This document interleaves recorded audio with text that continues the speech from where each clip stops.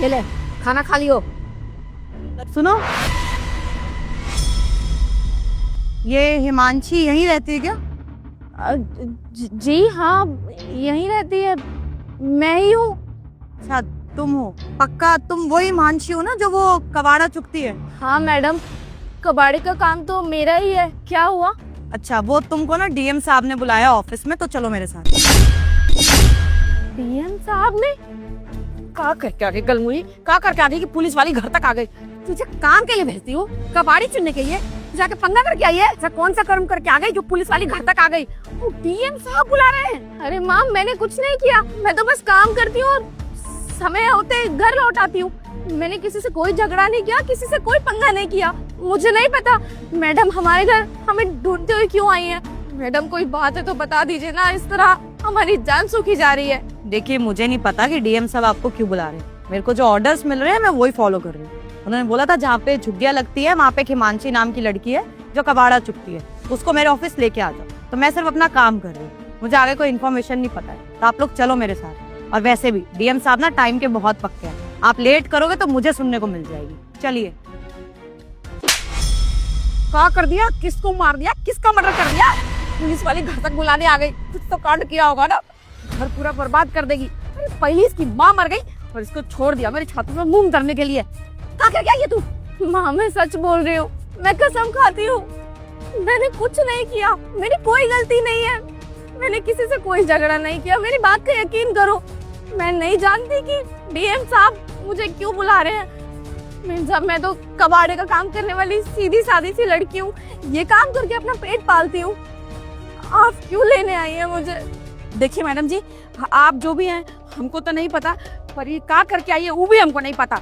इस सब में ना हमको मत लपेटिएगा, हम कुछ नहीं किए। यही की होगी कलमुई कुछ जाके वहाँ पे ले जाइए इसी को अकेले पकड़ के जेल में सड़ेगी ना, तब इसको पता चलेगा। ये इसका बाप को कर्म करता था, बेटी आ गई छाती पे मूंग डालने के लिए। चल जाए यहाँ से। देखिए, आप इसकी माँ लगती है तो आपको तो मेरे साथ चलना ही पड़ेगा। अकेली लड़की को मैं पुलिस थाने नहीं लेके जा सकती हूँ, आप प्लीज साथ में चलिए। अरे आपका जो फैमिली ड्रामा है ना, ये वापस आगे कर रहे हैं ना, डीएम साहब इंतजार कर रहे हैं। तुम्हारे चक्कर में मुझे सुननी पड़ जाएगी। चलो जल्दी। माँ, मैं आती हूँ। चल देख ले, तेरी वजह से क्या क्या सुनना पड़ रहा है, क्या क्या देखना पड़ रहा है। चैन से जीने नहीं देती है। कितना बड़ा ऑफिस है, कितने बड़े लोग हैं। अरे ऐसा क्या कर दिया है जो हमें यहाँ आना पड़ा। तेरी वजह से ना समाज में नाक कट जाएगी हमारी। अरे हम लोग इतने अच्छे से कमाते खाते हैं, अपना घर चलाते हैं, पता नहीं कौन सा कांड करके आ गई है। किसको मार दिया है, पता नहीं किसका क्या चुरा लिया है। अरे मेरे सिर पे ना तू सिरदर्दी बन के बैठी हुई है। तेरी शादी करवानी है, कौन करेगा तुझसे शादी? ये कांड करके बैठोगी तो कौन करेगा तुमसे शादी? कोई नहीं करेगा। अरे साहब को पता चल गया ना, पता नहीं क्या ही करेंगे। अगर जेल जाना होगा ना तो तू अकेले जाएगी, हम नहीं जाएंगे। माँ, मुझ पे थोड़ा तो यकीन रखो। मैंने बोला तो कि मैंने किसी से कोई झगड़ा नहीं किया है। मुझे कोई अंदाजा नहीं है कि डीएम साहब ने मुझे अपने इतने बड़े दफ्तर में क्यों बुलाया है। मैं तो जानती भी नहीं हूँ, पर आप है कि मुझे लगातार कोसे जा रही है। थोड़ा तो यकीन कीजिए अपनी बेटी का। मैं तो सीधी सादी सी लड़की हूँ माँ, आपके कहने पे ही मैं कबाड़े का काम भी करती हूँ। आपने मेरी पढ़ाई छुड़वा दी, मैंने चूं तक नहीं किया, लेकिन आप है कि मुझ पे भरोसा भी करके राजी नहीं है। माँ, थोड़ा तो भरोसा रखो ना। मैं कोई गलत काम नहीं करूँगी, मैं कोई भी ऐसा काम नहीं करूँगी जिससे आपका और पापा का सर शर्म से नीचा हो जाए। तो साहब भी बता सकते हैं कि हुआ क्या है। सीधी सादी लड़की इतना कांड करती है। अगर सीधी सादी रहती ना तो हम यहाँ नहीं बैठे होते, अपने घर में रहते, काम करते। आज के बाद से कुछ ऊंच नीच किया ना तुझे जान से मार दूंगी मैं। ऐसा भी क्या कर दिया इसने तो आप जान से मारने की धमकी दे रही हैं इसको? आप यहाँ? एक मिनट, तू ये लड़का को जानती है? हाँ, मैं जानती हूँ। वो ये मेरा अच्छा, समझ गए, बहुत अच्छे से समझ गए। वो जो 10वीं कक्षा में स्कॉलरशिप का पैसा मिला था, वो सब इसी लौंडेबाजी के चक्कर में उड़ाया ना तूने। मैंने यही सोचा था कि पैसा मिला है, हम अपने लिए जेवर बनाएंगे, घर में लगाएंगे पैसा। पर मैडम को फुर्सत कहाँ है लौंडेबाजी करने से, किसी के पीछे उड़ा दिया होगा पैसा। अच्छा हुआ टाइम रहते ना तेरी पढ़ाई छुड़वा दी, वरना तुम तो जाके स्कूल में और गुल खिला देती। तू क्या करेगी? तू कुछ नहीं करेगी, तू नाक कटवाएगी सिर्फ। वो हमारा सगा बेटा है ना, वही कुछ नाम कराएगा हमारा। पैसा भी देगा, नाम भी रोशन करेगा।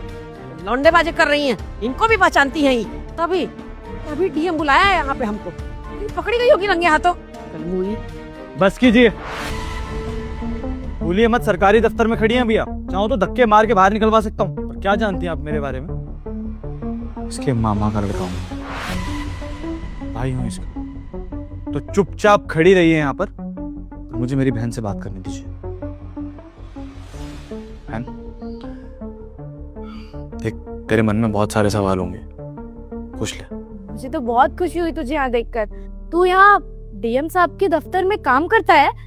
तू जानता है डीएम साहब को? और अगर तू जानता है तो तू ये भी जानता होगा कि डीएम साहब ने मुझे यहाँ क्यों बुलाया है। मुझसे कोई गलती नहीं हुई है, मैं तो कबाड़ी का काम करती हूँ। घर पे पुलिस मैडम आई थी, वो मुझे लेकर आई है यहाँ। क्या बात है? चिंता मत कर, तूने कोई गलती नहीं की है। और तू भी डीएम को बहुत अच्छे से जानती है। मैं डीएम साहब को बहुत अच्छे से कैसे जानती हूँ? मैंने तो नाम भी नहीं सुना। कैसी बातें कर रही? बचपन में जिसके साथ खेली कूदी बड़ी हुई, आज उसका ही नाम नहीं पता तुझे? तेरा भाई है यहाँ का डीएम। अब तो नाम याद आ गया होगा ना?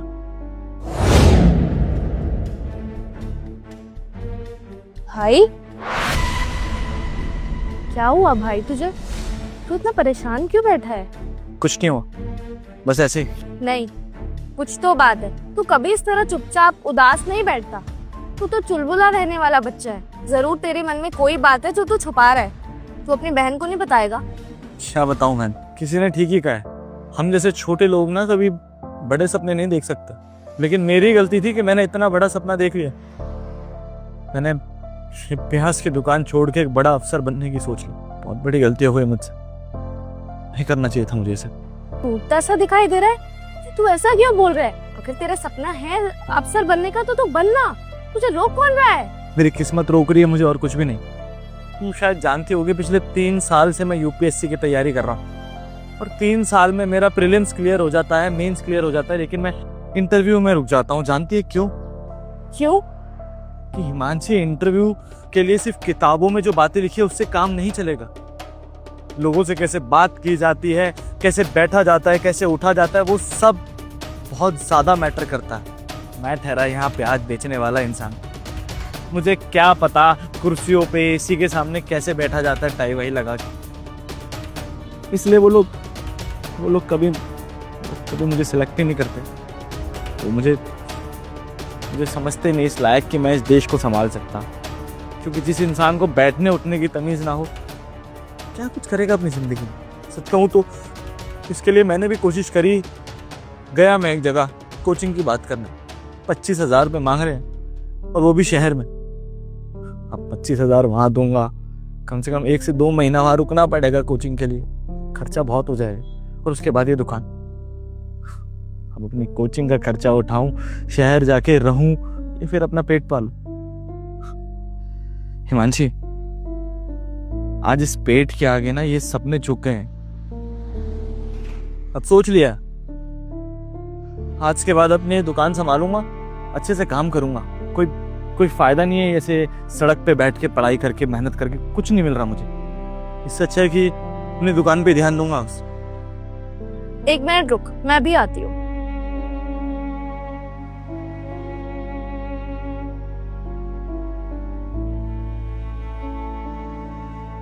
ये ले, ये पूरे 40,000 रुपए हैं। ये पैसे ले, तेरे काम आएंगे, रख ले। इतने सारे पैसे तेरे पास कहाँ से आए? तू पागल हो गई है क्या? मैं 10वीं कक्षा में बहुत अच्छे नंबरों से पास हुई थी। सरकार की तरफ से मुझे स्कॉलरशिप मिली थी, फर्स्ट आई थी, फर्स्ट। स्कॉलरशिप मुझे पूरे 35,000 रुपए की मिली थी। वो सारे पैसे मैंने जमा कर रखे थे, और बाकी 5,000 रुपए कोई मुझे दे जाता है, या मम्मी पापा दे देते हैं, रिश्तेदार दे देते हैं, तो मैं वो पैसे कभी खर्च नहीं करती थी। वो सारे पैसे जमा करके अपने पास रखती थी, क्योंकि मैंने सोचा था एक स्कूटी खरीद लूंगी। वो स्कूटी मेरे भी बहुत काम आएगी और पापा की भी। लेकिन कोई बात नहीं, ये पैसे ना अभी तू रख ले। इन पैसों की अभी सबसे ज्यादा जरूरत तुझे है। तूने मेरे बारे में इतना सोचा, मेरे लिए इतना ही काफी है। लेकिन तुझे इन पैसों से स्कूटी लेनी है, कब तक बसों में धक्के खाएगी? तू स्कूटी खरीद ले, ये पैसे मेरे को नहीं चाहिए। स्कूटी का क्या है भाई, स्कूटी तो बाद में भी आ जाएगी, ये तो जरूरत की चीज हुई ना। क्योंकि मैं नहीं चाहती कि मेरा एक ऐसा भाई जो मुझे इतना प्यार करता है वो अपना सपना कुर्बान कर दे घर के हालातों के चलते। तू अफसर बनेगा, मुझे तुझ पर पूरा भरोसा है, और जब तू अफसर बन जाएगा ना तब तू मुझे स्कूटी दिलाएगा, इस चीज का वादा कर।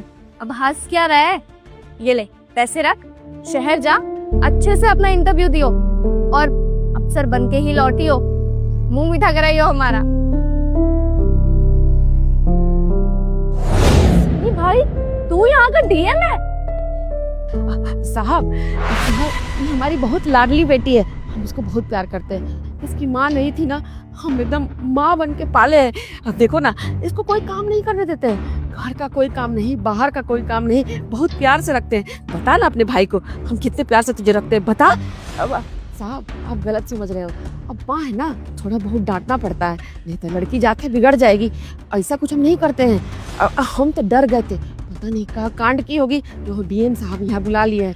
हम उसको बहुत मानते हैं, अब बहुत पैसा भी देते हैं और स्कूटी भी खरीद देंगे इसको, बहुत लाड। तुम्हें गंदे हाथ लगाने की जरूरत नहीं है मेरी बहन को। जितना बुरा कर रहे हो ना, सब नोटिस कर रहा हूं मैं। और स्ट्रिक्ट होने में और बच्चों में फर्क करने में ना जमीन आसमान का फर्क है। अगर आप इसके लिए अच्छी होती ना तो इसकी इस तरह से पढ़ाई नहीं छुड़वाती हैं, ऐसे कबाड़े की दुकान पे काम नहीं करवाती इससे। सामने बकवास कर रही है तब से खड़े खड़े, और वो 40,000 की बात कर रही है ना, आप क्या करती हैं उस 40,000 का? अपने लिए गहने बनवाती, जैसा कि आपने बताया, कि अपने सगे बेटे पे खर्च करती हैं उसको। मेरी बहन तो वहीं की वहीं रह जाती ना फिर। पर अच्छा हुआ बहन तूने वो पैसे मुझे दिए, सही यूटिलाइजेशन हुआ उन पैसों का। क्योंकि अगर वो पैसे मेरे पास नहीं आते ना तो आज मैं तेरे लिए स्टैंड नहीं ले पाता, तुझे इस जहन्नम की जिंदगी से निकाल नहीं पाता। और आप कान खोल के मेरी बात सुन लीजिए, मेरी बहन के साथ आपने जितना गलत करना था सब कर दिया। आज के बाद मेरी बहन के आसपास भी आप भटकी ना तो मुझसे बुरा कोई नहीं होगा। शर्म आती है मुझे कि मेरी फूफा जी ने किससे शादी की।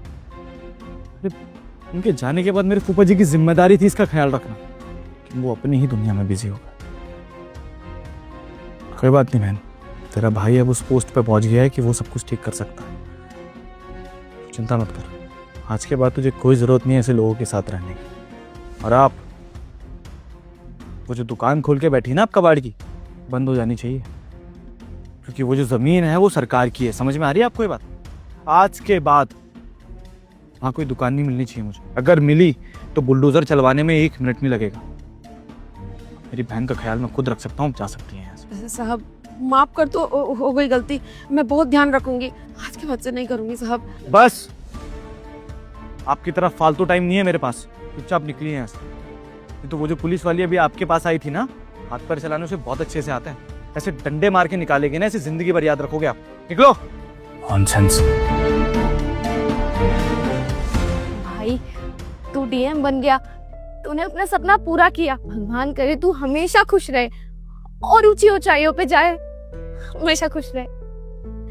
मुझे बहुत खुशी हो रही है तुझे ऐसे देख के। मुझे पता था, मुझे पूरा विश्वास था तुझ पे कि तू एक न एक दिन बड़ा अफसर जरूर बनेगा। और देख तूने अपना सब, अगर माँ जिंदा होती ना तो तुझे ऐसे देख के बहुत खुश होती। सनी पता है, मम्मी के जाने के बाद ना पापा ने इस औरत से शादी कर ली थी और इन्होंने मेरी पूरी जिंदगी नर्क बना के रख दी। 10वीं पास होने के बाद ही मेरी पढ़ाई छुड़वा दी, कबाड़े का काम खोल के मुझे वहां बैठा दिया, धूप में काम करवाती थी मुझसे। जिंदगी में मैं उम्मीद ही छोड़ चुकी थी कि मेरी जिंदगी बेहतर भी हो सकती है, लेकिन तू मेरी जिंदगी में वापस आया। अब वो चाहत वापस आ गई है कि मैं भी अच्छे से जिंदगी जीऊंगी, खुश रहूंगी। समझ सकता हूँ मैं, तूने बहुत दुख झेले अपनी जिंदगी में, लेकिन तू चिंता मत कर। जिंदगी में जो होता है ना अच्छे के लिए ही होता है। अब तेरा भाई डीएम बन चुका है, तू जो जिंदगी में चाहे वो कर सकती है। आगे पढ़ना चाहे, अपने सपने पूरा करना चाहे या कुछ भी, मैं तेरे साथ हूँ। और आज के बाद इन लोगों का चेहरा देखने की तुझे कोई जरूरत नहीं है। आज के बाद तू मेरे साथ रहेगी, आज से तू मेरी और मैं तेरा। आखिर कब तक ये कलाइयाँ सुनी रहेंगी? मुझे भी तो चाहिए ना कोई रक्षाबंधन पे मेरे हाथों पे राखी बांधे, एक बहन की तरह मेरा ख्याल रखे। आज के बाद सारी भाई की जिम्मेदारी मैं निभाऊंगा। तो ये सब छोड़, आजा तुझे तेरे भाई का ऑफिस दिखाता हूँ, आजा।